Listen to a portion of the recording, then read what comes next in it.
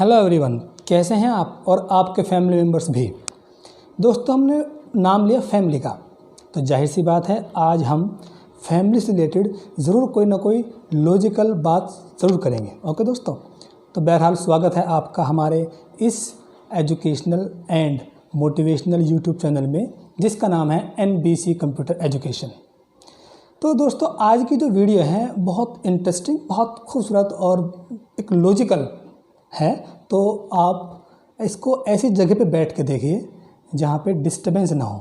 अगर आप इसको डिस्टर्बेंस के साथ देखेंगे तो फिर आपको वीडियो समझ में नहीं आएगी।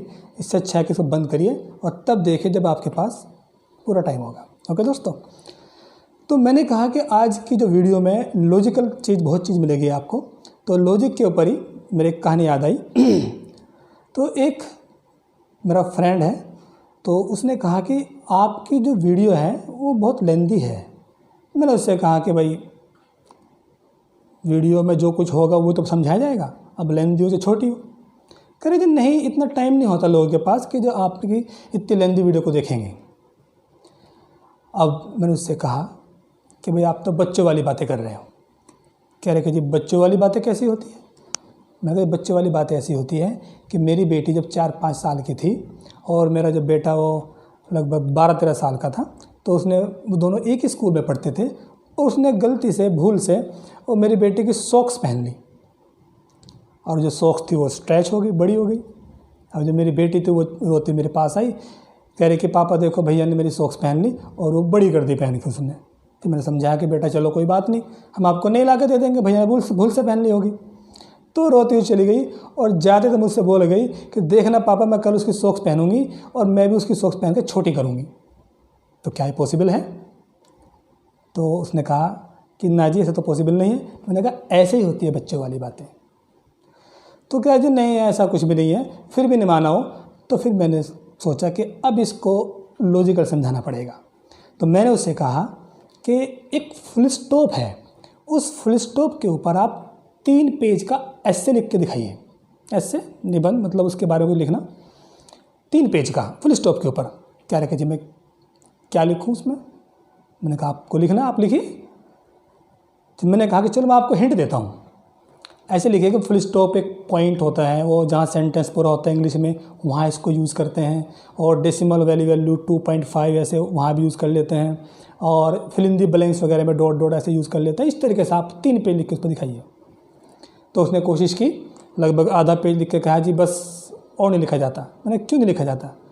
बोला जी इतने छोटे टॉपिक पे मैं इतना बड़ा मैटर कैसे लिखूं? मैंने कहा एग्जैक्टली, जब आप छोटे टॉपिक के ऊपर बड़ा मैटर नहीं लिख सकते तो मेरी वीडियो में एजुकेशनल भी होती है, मोटिवेशनल भी होती है, अच्छी अच्छी बातें भी होती है और मैं ट्रेनिंग भी देता हूँ, उसमें सस्पेंस भी होता है, लॉजिक भी होता है। तो इतनी सारी चीज़ें मैं रखूँगा अपनी वीडियो में, तो वो छोटी कैसे हो जाएगी? तो जाहिर सी बात है कम से कम 20 मिनट की तो बनेगी।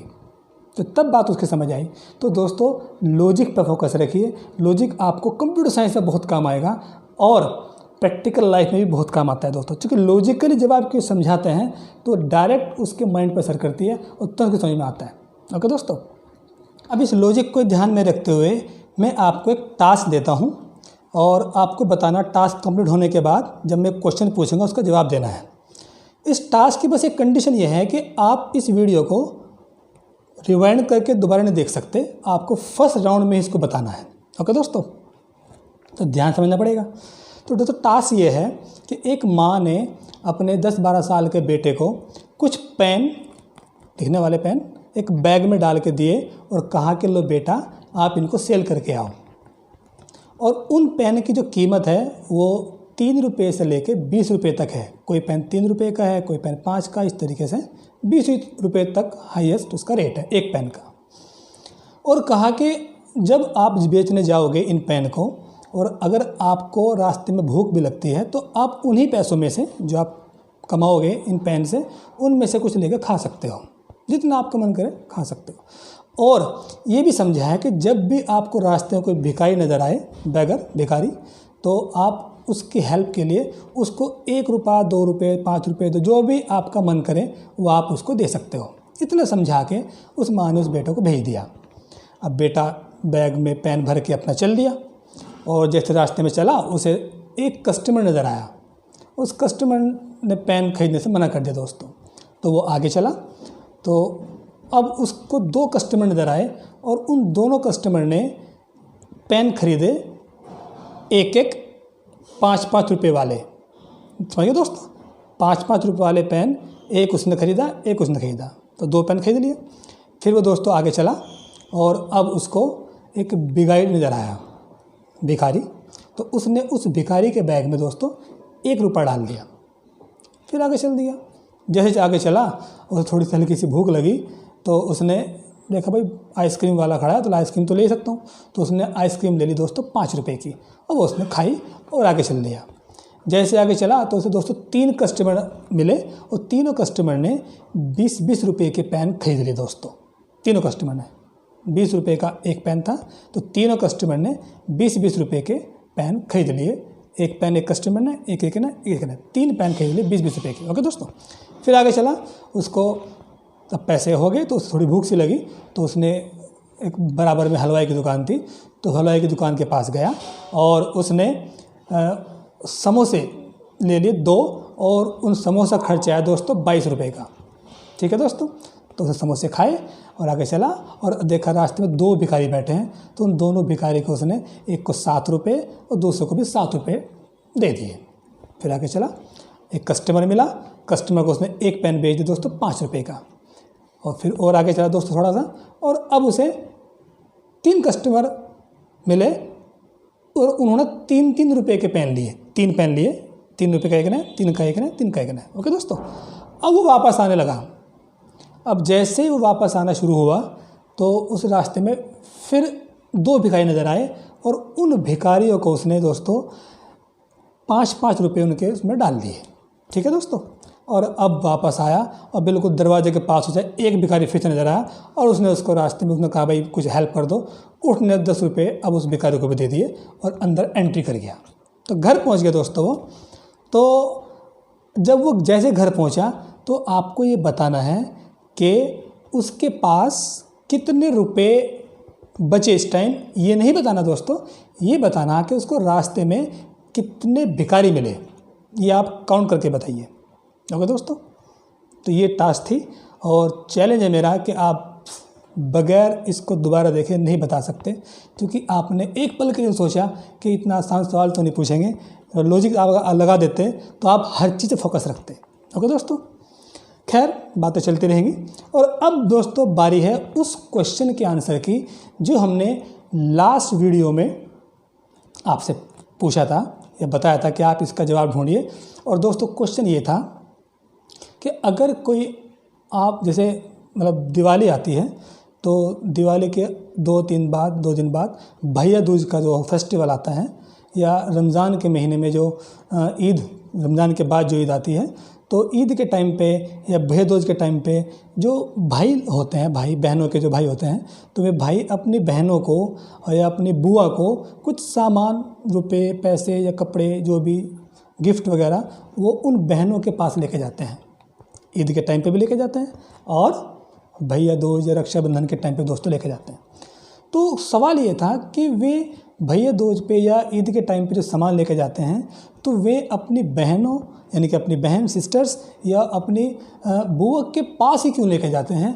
और भी तो रिलेटिव्स हैं, मामी हैं, आंटी अंकल हैं और आपकी मौसी है, उनके पास क्यों नहीं लेके जाते, ये हमारा क्वेश्चन था। तो जो दोस्तों, जो बच्चे, आज के टाइम में तो खैर से नहीं होता, जो बच्चे अपने बड़ों के साथ बैठते हैं, उठते हैं, उनके पास वक्त बिताते हैं, तो वे ज़रूर जानते हैं उस क्वेश्चन का आंसर है।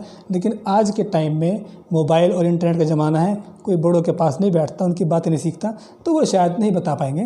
तो उन्हीं के लिए हमारी वीडियो बनी हुई है कि वे ज़रूर उसको देखें और बताएं कि क्यों नहीं जाते हैं उनके पास, सिर्फ अपनी बुआ और या अपनी बहन के पास ही संभालने क्यों जाते हैं दोस्तों। तो दोस्तों सवाल ये का जवाब ये है, आप सोचिए या बताइए कि एक पापा के 2 बच्चे हैं, एक बेटा है और एक बेटी है। तो ये तो आप समझते ही होंगे कि बेटा बेटी में कोई फ़र्क नहीं है। अगर कोई ना फ़र्क मानता है तो वो बहुत अच्छा था, क्या वो अच्छा इंसान भी नहीं है। ठीक है दोस्तों, तो बेटा बेटी में कोई फ़र्क नहीं है। हाँ, ये बात अलग है कि कुछ फील्ड में बेटे आगे रहते हैं और कुछ फील्ड में बेटियाँ आगे रहती हैं। मिसाल के तौर पे अगर कोई हार्डवेयर इंजीनियर है, मान लो कोई सिस्टम आपका ख़राब हो गया, कोई लैपटॉप ख़राब हो गया, हार्डवेयर इंजीनियर आएगा और आपने देखा होगा मोस्टली जेंट्स ही आता है। या कोई इलेक्ट्रीशियन है, आपको कि बिजली की फिटिंग वगैरह करानी है तो वहाँ पे आपको मोस्टली जेंट्स नज़र आएगा। या कोई मिस्त्री है, जैसे कोई फर्नीचर वाले हो गए, फर्नीचर बनाते हैं, या कोई आप मकान बना रहे हो उसमें मिस्त्री लगते हैं। तो इस तरह के जो काम होता है दोस्तों, वहाँ आपने देखा होगा मोस्टली बेटे काम आते हैं या बेटे आगे फील्ड में रहते हैं। ऐसा नहीं कि बेटियां नहीं कर सकती, बेटियां भी कर सकती हैं, लेकिन अपने इंटरेस्ट की बात होती है, बहुतों का इंटरेस्ट नहीं भी होता। तो इंडिया में तो खैर ऐसा नहीं है, मतलब बाहर शायद कुछ लोग करती हों, कुछ लेडीज़ करती हों, लेकिन मेनली जेंट्स उस फील्ड में आगे रहते हैं।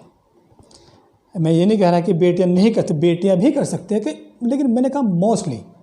और अब बेटियों को देखिए, बेटियों की फील्ड क्या है कि जब आप स्कूल में जाते हैं और छोटे बच्चे जो होते हैं, मतलब LKG, UKG, nursery, play class के जो बच्चे होते हैं, तो उनको जब स्कूल में जाते हैं आप उनको एडमिशन कराने के लिए, तो उनकी जो टीचर होती है दोस्तों, वो बेटियां होती हैं, लेडीज़ होती हैं।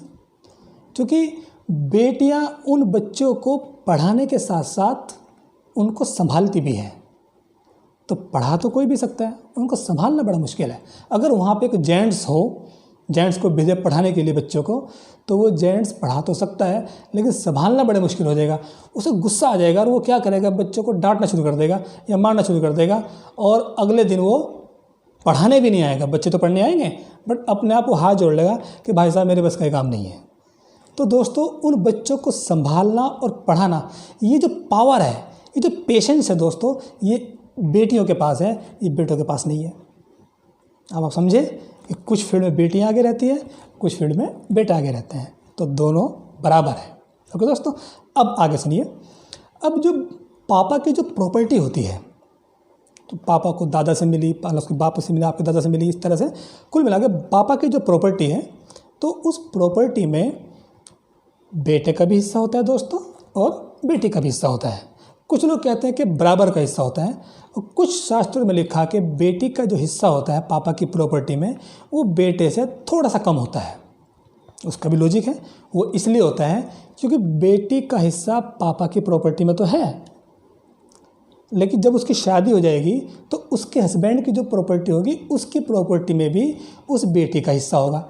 इसीलिए कहा गया कि बाप की प्रॉपर्टी में, पापा की प्रॉपर्टी में बेटी का हिस्सा बेटे से कम इसीलिए रखा गया है क्योंकि जब उसकी शादी होगी, उसका हस्बैंड होगा, तो उसकी प्रॉपर्टी में भी उसका हिस्सा होगा। तो इट मीन्स, इसका मतलब ये हुआ कि जो बेटियां हैं वो इकोनॉमिकली बेटों ज़्यादा स्ट्रांग होती है, अगर वे अपने अधिकार को जानती है तो अगर वो बेटियां चाहें तो अपनी प्रॉपर्टी, वो चाहे वो रुपया पैसा हो, चाहे वो ज़मीन जायदाद, कुछ भी हो सकता है, वो अपने हस्बैंड से भी ले सकती है, और अपने पापा से भी ले सकती है, अपने भाई से भी ले सकती है, कानूनी तौर पर ले सकती है, और या शास्त्रों के हवाले से कि भाई ये लिखा हुआ है, आप मेरा प्रॉपर्टी मुझे दीजिए, और आप कुछ नहीं कर सकते, आपको देना पड़ेगा। फैक्ट है। लेकिन दोस्तों देखिए, समझिए उन बेटियों को, जब उनकी शादी होती है और सपोज़ आपके पापा के पास या उन बेटा बेटी के पास 1 करोड़ रुपए की प्रॉपर्टी है, रुपया पैसा, bank balance, cash in hand जो भी है, वो 1 करोड़ रुपए का हमने अज्यूम कर लिया कि सपोज़ 1 करोड़ रुपए का है, तो वो उसकी जब शादी करते हैं बेटियों की, तो उसमें 10 लाख, 20 लाख, 30 लाख, हद से ज़्यादा इस तरह से वो, अगर 1 करोड़ रुपए के मालिक हैं, तो इस तरह से वो उसकी बेटी में पैसे खर्च करते हैं बेटी की शादी में। उसमें वो उनको गाड़ी भी देते हैं, मतलब ज्वेलरी भी देते हैं, कपड़े वगैरह भी देते हैं, फर्नीचर का सामान, एक्स्ट्रा जो भी सामान होता है, अच्छा खासा पैसे उसमें 20-30 लाख रुपए उसमें खर्च कर देते हैं बेटियों के लिए शादी में। ओके दोस्तों, तो बेटी अपने ससुराल गई, अपना माँ को छोड़ के और अपने पापा को छोड़ के, जो बचपन से लेकर अब तक उनके पास रही, वो उनको छोड़ के चली गई, और दोस्तों साथ साथ वो उस प्रॉपर्टी को भी छोड़ के गई जो उसके हिस्से में आती है, वो उसको भी लेके नहीं जाती, वो अपने भाई के लिए छोड़ के जाती है। ये होती हैं बेटियां। तो जब बेटियां चली गई और दोस्तों अब अपने ससुराल में रह रही है, बाद में फिर वो जब आती है मिलने के लिए या किसी फेस्टिवल पे या कोई फंक्शन में, कैसे मिलने आती है, छुट्टियों में आती है, अगर जब बच्चे छुट्टियां पड़ती हैं तब आती है आपके घर पे रहने के लिए, तो दोस्तों आप उनका पूरा ख्याल रखिए, और जब वो वापस जाए तो उसको ज़रूर कुछ ना कुछ उसे खाली हाथ मत भेजिए।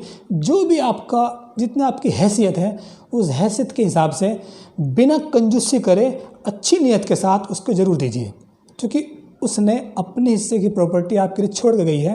तो आपको फ़र्ज़ बनता है, आपको पूरी ज़िंदगी आपको उसका ध्यान रखना पड़ेगा, चाहे उसके पास वो चीज़ हो या ना हो, आपको फ़र्ज़ है कि आपको दीजिए। ओके दोस्तों, उसमें आपकी बहन भी हो सकती है और आपकी बुआ भी होती है। बुआ भी तो बहन है, वो आपके पापा की बहन है, आप समझते हैं। तो दोस्तों अब ऊपर वाला तो बहुत बड़ा प्लान करने वाला है। वो जानता है कि कुछ लोग ऐसे होंगे जो अपनी बहनों का ख्याल नहीं भी रखेंगे या अनजाने में जिन्हें पता नहीं होगा। तो ऊपर वाले ने प्रोविज़न रखा कि फेस्टिवल्स के ज़रिए, जैसे भैया दूज हो गया या रक्षाबंधन हो गया या हमारी ईद होगी, इस तरह से मतलब जेड आपकी भी है, सबकी है, हमारी भी है। तो उस ईद के मौके पे या भैया दूज रक्षाबंधन के मौके पे आप वे सारे भाई मिलके जो भी हैं वो उन बहनों के लिए या अपनी बुआ के लिए वो सामान लेके जाते हैं। वो इसी वजह से क्योंकि उस बेटी ने अपनी प्रॉपर्टी को हमारे लिए छोड़ के रखा हुआ है।